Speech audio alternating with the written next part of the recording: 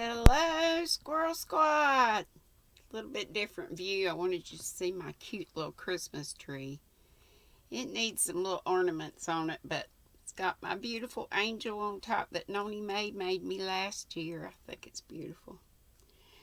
I feel so much better, y'all. Thank you, thank you, thank you for all the prayers. I'm finally just a little residual something there, but nothing like how it's been. Thank you, Jesus. Still have a couple little sore spots around, but again, thank you, Jesus. And thank you for the prayers. Again, chapter 6, Captain Jim. And sorry I didn't read yesterday. I forgot. How can I forget? Old Dr. Dave and Mrs. Dr. Dave had come down to the little house to greet the bride and groom. Dr. Dave was a big, jolly, white whiskered old fella. Sounds like Santa. And Mrs. Doctor was a trim, rosy-cheeked, silver-haired little lady who took Anne at once to her heart, literally and figuratively. "I'm so glad to see you, dear. You must be real tired. We got a bite of supper ready, and Captain Jim brought up some trout for you. Captain Jim, where are you?" "Oh, he slipped out to see the house, I suppose. Come upstairs and take your things off." Anne looked about her with bright, appreciative eyes as she followed Mrs. Dr. Dave upstairs.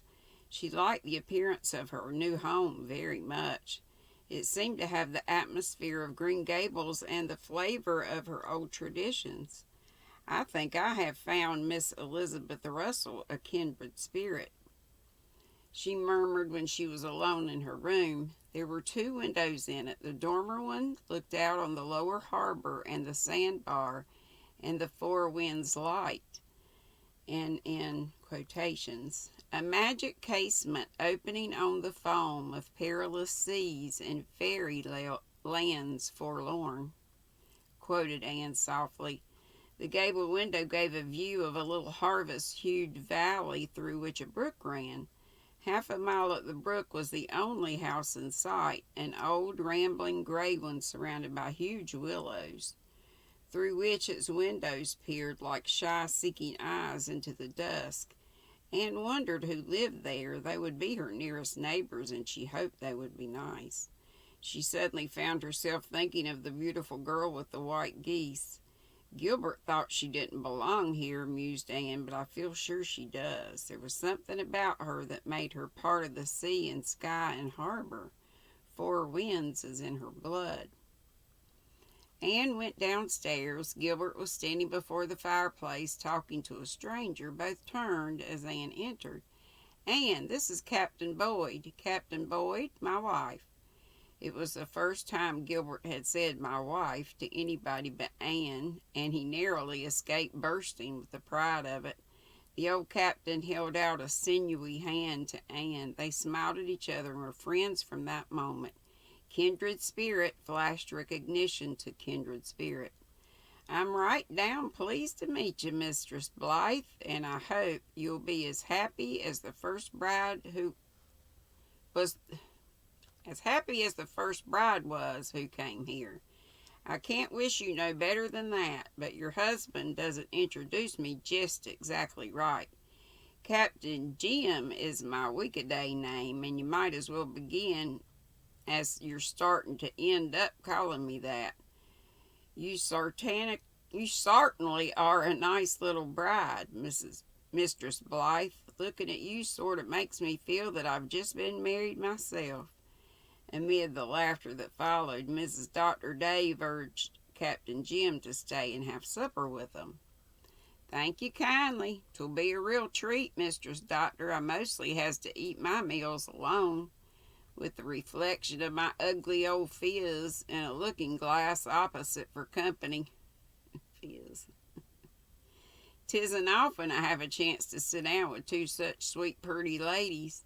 Captain Jim's compliments may look very bald on paper, but he paid them with such a gracious, gentle deference of tone and look that the woman upon whom they were bestowed felt she was being offered a queen's tribute in kingly fashion. Captain Jim was a high-souled, simple-minded, old man with eternal youth in his eyes and heart. He had a tall, rather ungainly figure, somewhat stooped, yet suggestive of great strength and endurance. A clean-shaven face, deeply lined and bronzed, a thick mane of iron-gray hair falling quite to his shoulders, and a pair of remarkably blue, deep-set eyes which sometimes twinkled and sometimes dreamed, and sometimes looked out seaward with wistful quest in them as of one seeking something precious and lost. Anne was to learn one day what it was for which Captain Jim looked. It could not be denied that Captain Jim was a homely man. His spare jaws, rugged mouth, and square brow were not fashioned on the lines of beauty, and he had passed through many hardships and sorrows which had marked his body as well as his soul. But though at first sight Anne thought him plain, she never thought any more about it. The spirit shining through that rugged tenement beautified it so wholly. They gathered gaily around the supper table. The hearth fire banished the chill of the September evening, but the window of the dining room was open and sea breezes entered at their own sweet will. The view was magnificent, taking in the harbor and the sweep of low purple hills beyond. The table was heaped with Mrs. Doctor's delicacies, but the piece de resistance was undoubtedly the big platter of sea trout. "Thought they'd be sorter tasty after traveling," said Captain Jim. "They're fresh as trout can be, Mistress Blythe. 2 hours ago they were swimming in the Glen Pond." "Who's attending to the light tonight, Captain Jim?" asked Dr. Dave. "Nephew Alec. He understands it as well as I do. Well, now, I'm real glad you asked me to stay to supper. I'm proper hungry. Didn't have much of a dinner today." "I believe you half starve yourself most of the time down at that light," said Mrs. Dr. Dave severely. "You won't take the trouble to get up a decent meal." "Oh, I do, Mistress Doctor, I do," protested Captain Jim. "Why, I live like a king generally. Last night I was up to the Glen and took home 2 pounds of steak. I meant to have a spanking good dinner today." "What happened to the steak?" asked Mrs. Dr. Dave. "Did you lose it on the way home?" "No," Captain Jim looked sheepish. "Just at bedtime a poor ornery sort of dog came along and asked for a night's lodging. Guess he belonged to some of the fishermen alongshore, and I couldn't turn the poor cur out. He had a sore foot, so I shut him in the porch with an old bag to lie on, and he went to bed. But somehow I couldn't sleep. Come to think it over, I sort of remember that dog looked hungry." "And you got up and gave him that steak, all that steak," said Mrs. Dr. Dave with a kind of triumphant reproof. "Well, there wasn't anything else to give him," said Captain Jim deprecatingly. "Nothing a dog would care for, that is. I reckon he was hungry, for he made about 2 bites of it. I had a fine sleep the rest of the night, but my dinner had to be sort of scanty, potatoes and point, as you might say. The dog, he lit out for home this morning. I reckon he weren't a vegetarian." "The idea of starving yourself for a worthless dog," sniffed Mrs. Doctor. "You don't know but he may be worth a lot to somebody," protested Captain Jim. "He didn't look of much account, but you can't go by looks in judging a dog. Like meself, he might be a real beauty inside. The first mate didn't approve of him, I'll allow. His language was right down forcible, but the first mate is prejudiced. No use in taking a cat's opinion of a dog. 'Any rate, I lost my dinner, so this is a nice spread, and this delightful company is real pleasant. It's a great thing to have good neighbors.' Ain't that the truth?" "Who lives in the house among the willows up the brook?" asked Anne. "Mrs. Dick Moore," said Captain Jim, "and her husband," he added, as if by way of an afterthought. Anne smiled and deduced a mental picture of Mrs. Dick Moore from Captain Jim's way of putting it. Evidently a second Mrs. Rachel Lynde. "You haven't many neighbors, Mistress Blythe," Captain Jim went on. "This side of the harbor is mighty thinly settled. Most of the land belongs to Mr. Howard up yonder, past the glen, and he rents it out for pasture. The other side of the harbor now is thick with folks, especially McAllisters. There's a whole colony of McAllisters. You can't throw a stone but you hit one. I was talking to old Leon Blankier the other day. He's been working on that harbor all summer. They're nearly all McAllisters over there, he told me. There's Neil McAllister, Sandy McAllister, William McAllister, Alec McAllister, Angus McAllister, and I do believe there's the devil McAllister. There are nearly as many Elliots and Crawfords, said Dr. Dave after the laughter had subsided. You know, Gilbert, we folk on this side of Four Winds have an old saying, from the conceit of the Elliots, the pride of the McAllisters, and the vainglory of the Crawfords, good Lord deliver us. There's a plenty of fine people among them, though, said Captain Jim. I sailed with William Crawford for many a year, and for courage and endurance and truth that man hadn't an equal. They got brains over on that side of Four Winds. Maybe that's why this side is sort of inclined to pick on 'em. Strange, ain't it, how folks seem to resent anyone being born a mite cleverer than they be? Dr. Dave, who had a 40 years feud with the over harbor people, laughed and subsided. Who lives in that brilliant emerald house about half a mile up the road? Asked Gilbert. Captain Jim smiled delightedly. Miss Cornelia Bryant. She'll likely be over to see you soon, seeing you're Presbyterians. If you were Methodists, you wouldn't come at all. Cornelia has a holy horror of Methodists. She's quite a character, chuckled Dr. Dave, a most inveterate man-hater. Sour grapes? Queried Gilbert, laughing. No, 'tisn't sour grapes, answered Captain Jim seriously. Cornelia could have had her pick when she was young. Even yet, she's only to say the word to see the old widowers jump. She just seems to have been born a sort of chronic spite against men and Methodists. She's got the bitterest tongue and the kindest heart in Four Winds. Wherever there's any trouble, that woman is there, doing everything to help in the tenderest way. She never says a harsh word about another woman, and if she likes to card us poor scallywags of men down, I reckon our poor old hides can stand it.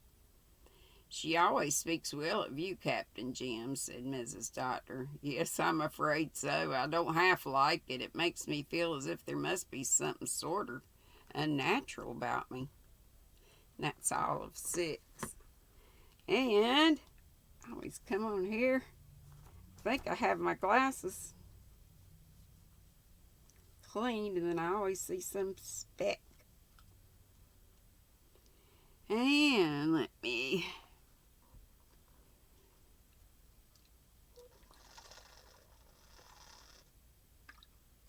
wet my whistle. It's amazing I could read that much without having any. I'm claiming a miraculous healing. I was hurt like y'all wouldn't believe. But you know what? During the week, it made me think of how blessed I've been to stay well so much. I mean, I have I like my wisdom streaks to show. You know, aches and pains that we all have, but look at all that. Shit, we're on top. But anyway, people that live in constant pain like that, oh my gosh, I just feel for you and pray for you. Chapter 7 is called The Schoolmaster's Bride. Hope I've got enough battery. Who was the first bride who came to this house? Captain Jim asked as they sat around the fireplace after supper. Was she a part of the story I've heard was connected with this house? Asked Gilbert.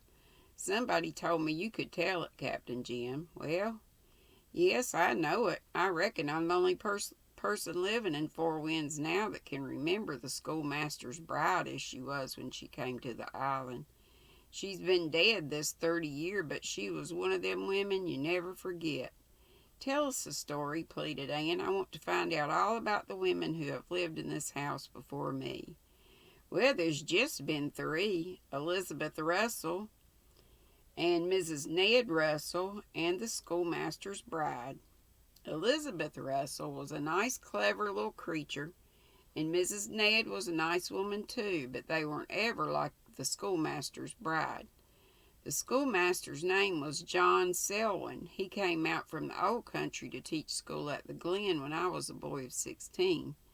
He wasn't much like the usual run of derelicts who come out to PEI to teach school in them days. Most of them were clever drunken critters who taught the children the 3 R's when they were sober and lambasted them when they wasn't. But John Selwyn was a fine, handsome young feller. He boarded at my father's, and he and me were cronies, though he was 10 years older than me. We read and walked and talked a heap together. He knew about all the poetry that was ever written, I reckon, and he used to quote it with me along shore in the evenings. Dad thought it an awful waste of time, but he sort of endured it, hoping it'd put me off the notion of going to sea. Well, nothing could do that. Mother come of a race of sea-going folk, and it was born in me. But I love to hear John read and recite. It's almost 60 years ago, but I could repeat yards of poetry I learned from him nearly 60 years. Captain Jim was silent for a space, gazing into the glowing fire in quest of the bygones. Then with a sigh he resumed his story. I remember one spring evening I met him on the sand hills. He looked sort of uplifted, like you just did, Dr. Blythe, when you brought Mrs. Blythe in tonight. I thought of him the minute I seen you, and he told me that he had a sweetheart back home, and that she was coming out to him. I wasn't more than half pleased, ornery young lump of selfishness that I was. I thought he wouldn't be as much my friend after she came, but I'd enough decency not to let him see it. He told me all about her. Her name was Persis Lee, and she would have come out with him if it hadn't been for her old uncle. He was sick, and he'd looked after her when her parents died, and she wouldn't leave him, and now he was dead, and she was coming to marry John Selwyn. 'Twasn't no easy journey for a woman in them days. There weren't no streamers, you must recollect. Steamers, I meant. When do you expect her, says I. She sails on the Royal William the 20th of June, says he, and so she should be here by mid-July. I must set Carpenter Johnson to build me a home for her. Her letter come today. I know before I opened it that it was good news for me. I saw her a few nights ago. I didn't understand him that, and then he explained, though I didn't understand that much better. He said he had a gift or a curse. Them was his words, Mistress Blythe, a gift or a curse. He didn't know which it was. He said a great-great-grandmother of his had it, and they burned her for a witch on account of it. He said queer spells, trances, I think that was the name he give 'em, come over him now and again. Are there such things, Doctor? There are people who are certainly subject to trances, answered Gilbert. The matter is more in the line of psychical research than medical. What were the trances of this John Selwyn like? Like dreams, said the old doctor skeptically. He could see things in 'em, said Captain John slowly. Mind you, I'm telling you just what he said. Things were happening. Things were going to happen. He said they were sometimes a comfort to him and sometimes a horror. 4 nights before this, he had been in one, went into it, and while he was sitting looking at the fire, he saw an old room he knew well in England, and persistently in it, holding out her hands to him and looking glad and happy. So he knew he was going to hear good news of her. A dream, scoffed the old doctor. Likely, likely, conceded Captain Jim. That's what I said to him at the time.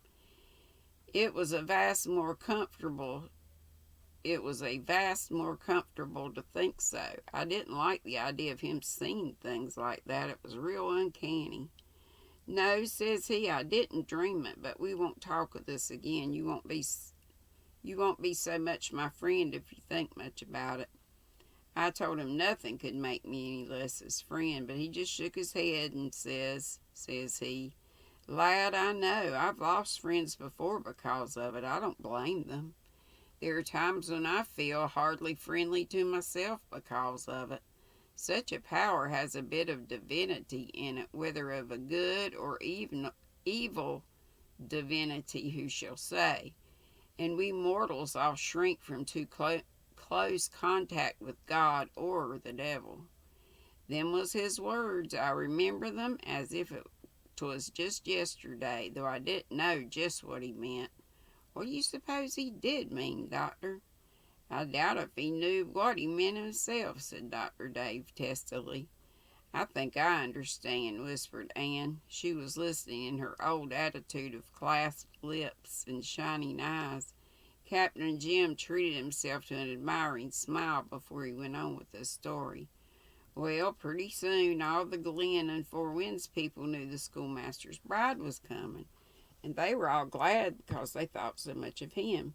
And everybody took an interest in his new house, this house. He picked this site for it because you could see the harbor and hear the sea from it. He made the garden out there for his wife, but he didn't plant the Lombardis. Mrs. Ned Russell planted them. But there's a double row of rose bushes in the garden that the little girls who went to Glen's school set out there for the schoolmaster's bride. He said they were pink for her cheeks and white for her brow and red for her lips. He'd quoted poetry so much that he'd sort of gotten into the habit of talking it too, I reckon. Almost everybody sent him some little present to help out the furnishing of the house. When the Russells came into it, they were well-to-do and furnished it real handsome, as you can see. But the first furniture that went into it was plain enough. This little house was rich in love, though. The women sent in quilts and tablecloths and towels, and one man made a chest for her, and another a table, and so on. Even blind old Aunt Margaret Boyd wove a little basket for her out of the sweet-scented sandhill grass. The schoolmaster's wife used it for years to keep her handkerchiefs in. Well, at last everything was ready, even to the logs in the big fireplace ready for lighting. 'Twasn't exactly this fireplace, though 'twas in the same place. Miss Elizabeth had this put in when she made the house over 15 years ago. It was a big, old-fashioned fireplace where you could have roasted an ox. Many's the time I've sat here and spun yarn, same's I'm doing tonight. Again there was a silence while Captain Jim kept passing tryst and visitants Anne and Gilbert could not see.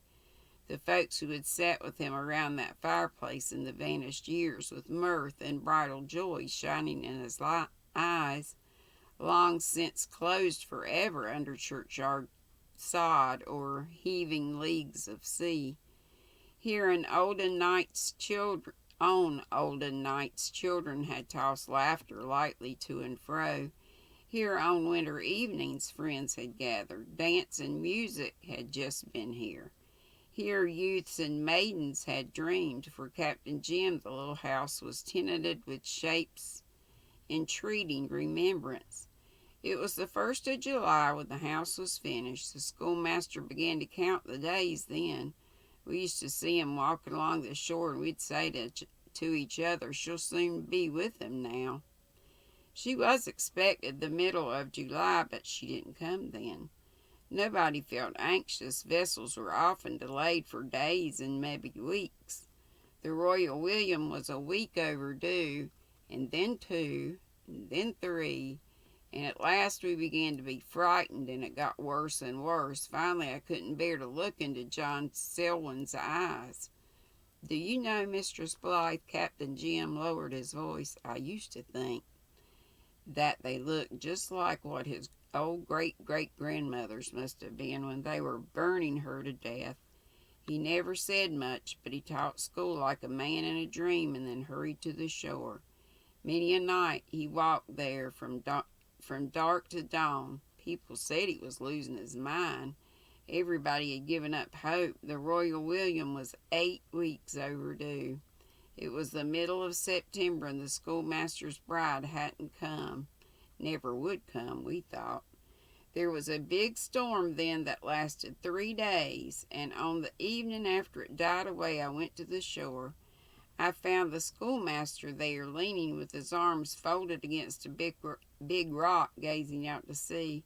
I spoke to him, but he didn't answer. His eyes seemed to be looking at something I couldn't see. His face was set like a dead man's. John, John, I called out, just like that, just like a frightened child. Wake up, wake up. That strange, awful look seemed to sort of fade out of his eyes. He turned his head and looked at me. I'll never forget his face. Never will forget it till I ships for my last voyage. All is well, lad, he says. I've seen the Royal William coming around East Point. She'll be here by dawn. Tomorrow night I shall sit with my bride by my own hearth fire. Do you think he did see it? Demanded Captain Jim abruptly. God knows, said Gilbert softly. Great love and great pain might compass we know not what marvels. I'm sure he did see it, said Anne earnestly. Fold the roll, said Dr. Dave, but he spoke with less conviction than usual. I don't know what that means. FOL-DE-ROL. Fold the roll. Because you know, said Captain Jim solemnly, the Royal Women came into Four Winds Harbor at daylight the next morning. Every soul in the glen and along the shore was at the old wharf to meet her. The schoolmaster had been watching there all night. How we cheered as she sailed up the channel. Captain Jim's eyes were shining. They were looking at the Four Winds Harbor of 60 years ago, with a battered old ship sailing through the sunrise splendor. And Persis Lee was on board, asked Anne. Yes, her and the captain's wife. They'd had an awful passage. Storm after storm, and their provisions give out too. But there they were at last. When Persis Lee stepped onto the old wharf, John Selwyn took her in his arms, and folks stopped cheering and begun to cry. I cried myself, though 'twas years, mind you, afore I'd admit it. Ain't it funny how ashamed boys are of tears? Was Persis Lee beautiful? Asked Anne. Well, I don't know that you'd call her beautiful exactly. I don't know, said Captain Jim slowly. Somehow you never got so far along as to wonder if she was handsome or not. It just didn't matter. There was something so sweet and winsome about her that you had to love her, that was all. But she was pleasant to look at, big clear hazel eyes and heaps of glossy brown hair, and an English skin.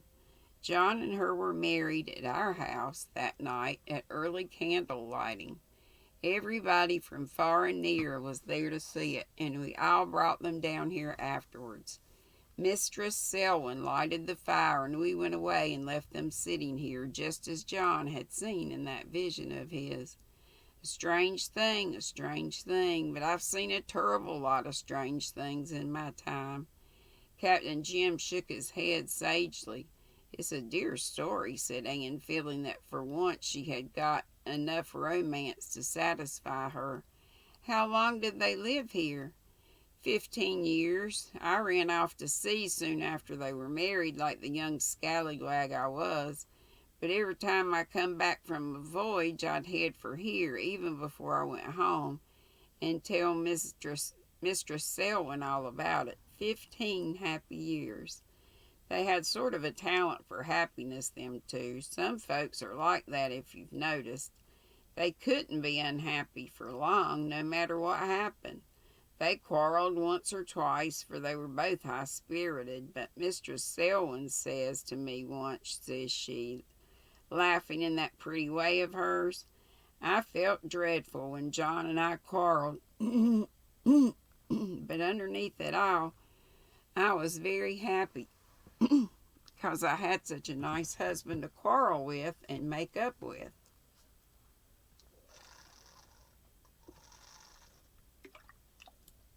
Just put in a new cartridge, green apple. Sure is good.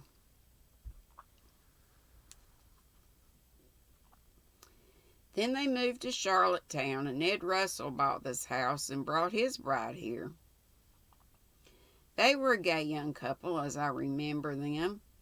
Miss Elizabeth Russell was Alec's sister. She came to live with them a year or so later, and she was a creature of mirth, too. The walls of this house must be sort of soaked with laughing and good times. You're the third bride I've seen come here, Mistress Blythe, and the handsomest. Captain Jim contrived to give his sunflower compliment the delicacy of a violet, and Anne wore it proudly. She was looking her best that night, with the bridal rose on her cheeks and the love light in her eyes. Even gruff old Dr. Dave gave her an approving glance, and told his wife as they drove home together that red-headed wife of the boys was something of a beauty. "I must be getting back to the light," announced Captain Jim. "I've enjoyed this evening something tremendous." "You must often come to see us," said Anne. "I wonder if you'd give that invitation if you knew how likely I'll be to accept it," Captain Jim remarked whimsically, "which is another way of saying you wonder if I mean it." Smiled Anne. "I do, cross my heart, as we used to say at school." "Then I'll come. You're likely to be pestered with me at any hour, and I'll be happy to have you drop down and visit me now and then, too. Generally, I haven't anyone to talk to but the first mate, bless his sociable heart. He's a mighty good listener and has forgot more than any McAllister of them I ever knew, but he isn't much of a conversationalist.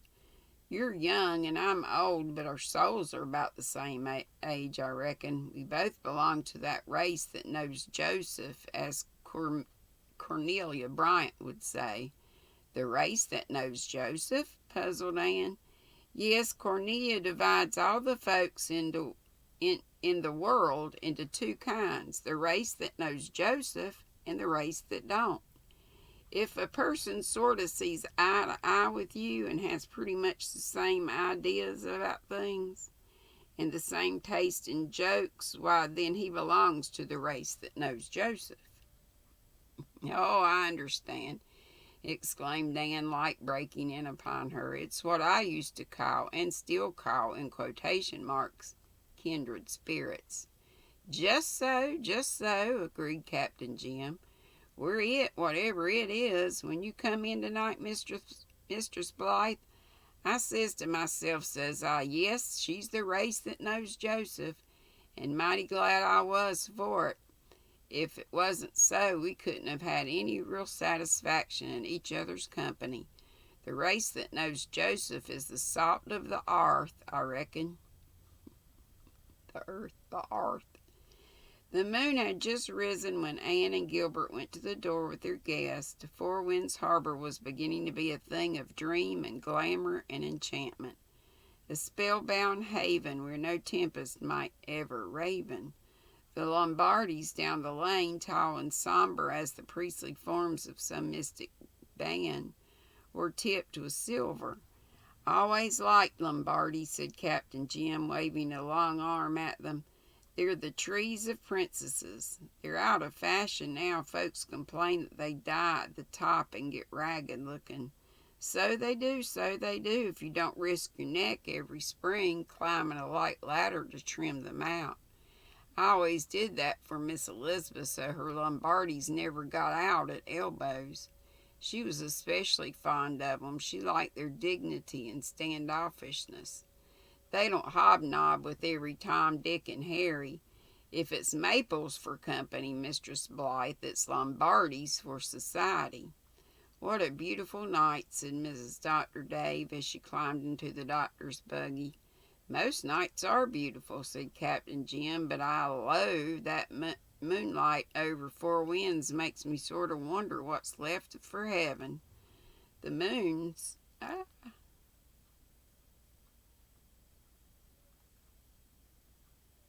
lost my place.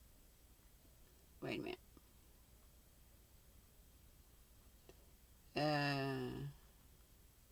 Heaven.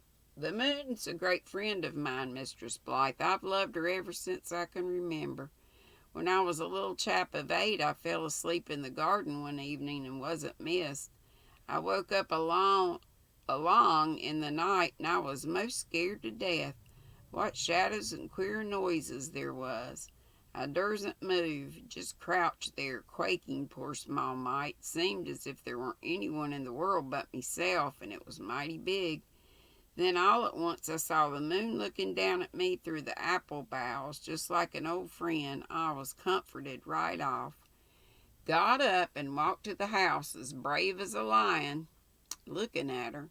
Many's the night I've watched her from the deck of my vessel on seas far away from here. Why don't you folks tell me to take in the slack of my jaw and go home? The laughter of the good nights died away. Anne and Gilbert walked hand in hand around their garden. The brook that ran across the corner dimpled pellucidly in the shadows of the birches. The poppies along its banks were like shallow cups of moonlight. Flowers that had been planted by the hands of the schoolmaster's bride flung their sweetness on the shadowy air, like the beauty and blessing of sacred yesterdays. Anne paused in the gloom to gather a spray. I love to smell flowers in the dark, she said. You get hold of their soul then. Oh, Gilbert, this little house is all I've dreamed it. And I'm so glad that we are not the first who have kept bridal tryst here, or tryst, Tryst. And that is all. 2 chapters. Woo! 6 and 7. So tomorrow will be chapter 8. Miss Cornelia Bryant comes to call. Have a great, lovely Sunday. And I will be on. Yay! Tea at 3 with me, GrannyDee. Love y'all. See you soon. Be sweet. Don't be ugly. Bye-bye.